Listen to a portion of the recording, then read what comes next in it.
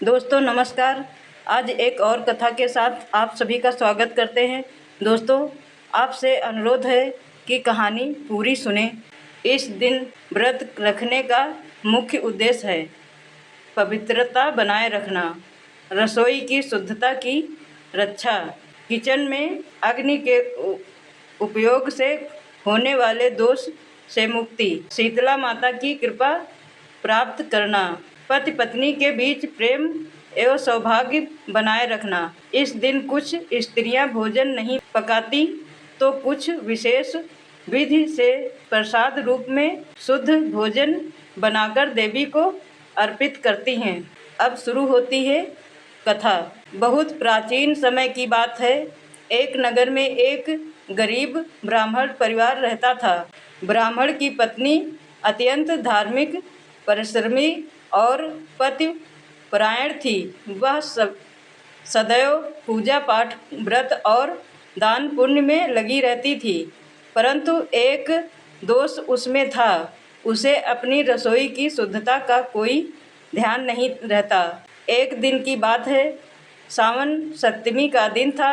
रसोई में भोजन बनाते समय ब्राह्मणी ने जल्दी में बर्तन ठीक से नहीं धोए और बिना स्नान के भोजन पकाया। यह सीधे शिवलिंग पर चढ़ाने चली गई। रास्ते में एक वृद्धा मिली जो वास्तव में शीतला माता थी। माता ने उससे पूछा, बेटी, क्या तुमने व्रत किया है और क्या तुमने शुद्ध भोजन पकाया है? ब्राह्मणी ने झूठ बोल दिया। हाँ माता, मैंने पूरी शुद्धता से बनाया है। माता मुस्कुराई और बोली, ठीक है बेटी, जाओ, तुम्हें जैसा किया है वैसा ही फल मिलेगा। जब ब्राह्मणी ने शिवलिंग पर वह भोग चढ़ाया तो मंदिर का दीपक बुझ गया, पुष्प मुरझा गए और शिवलिंग पर बिच्छू और मक्खियाँ बैठ गईं। पुजारी ने देखकर कहा, तुमने जो भोजन लाया है वह अपवित्र है, इसे हटाओ। ब्राह्मणी लज्जित होकर घर लौट आई। उसी रात उसे सपना आया कि शीतला माता कह रही हैं, बेटी, व्रत और पूजा तभी सफल होते हैं जब शुद्धता, श्रद्धा और सत्य का पालन हो। अब तू प्रतिज्ञा कर कि भविष्य में अपनी रसोई को पवित्र रखेगी और सप्तमी के दिन विशेष व्रत करेगी। ब्राह्मणी ने श्रद्धा से प्रार्थना की और अगले वर्ष से व्रत को विधिपूर्वक करने लगी।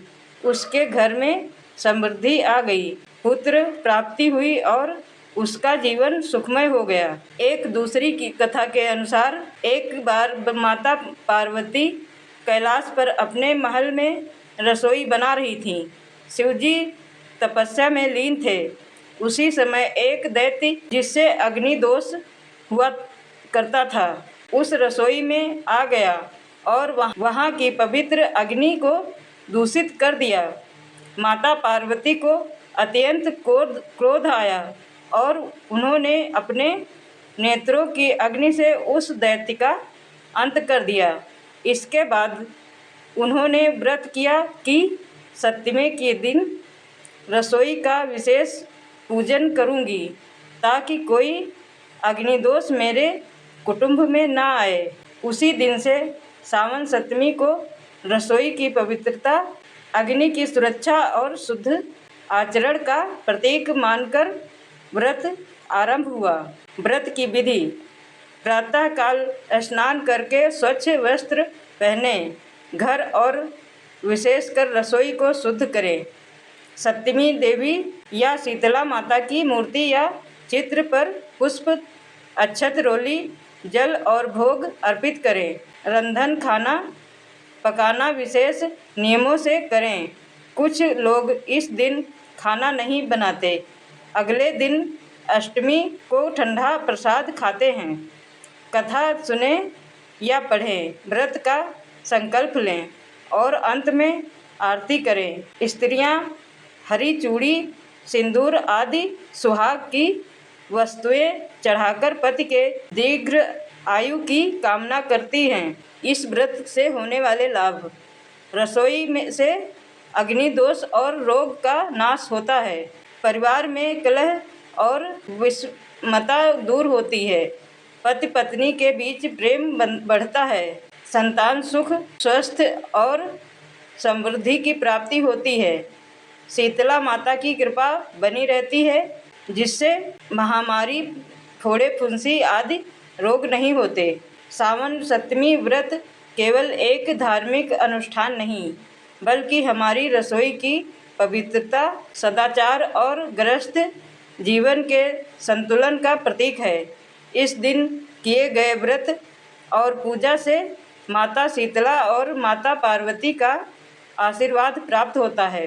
यह व्रत हमें यह भी सिखाता है कि हर छोटी सी चीज़ में श्रद्धा और स्वच्छता का ध्यान रखना आवश्यक है, तभी हमारा पूजा पाठ सफल होता है। जय माता पार्वती, जय शीतला माता। हर हर महादेव। दोस्तों, यह कहानी आपको कैसी लगी कमेंट कर अवश्य बताएं और हम मिलेंगे एक और नई कहानी के साथ। तब तक के लिए नमस्कार, धन्यवाद।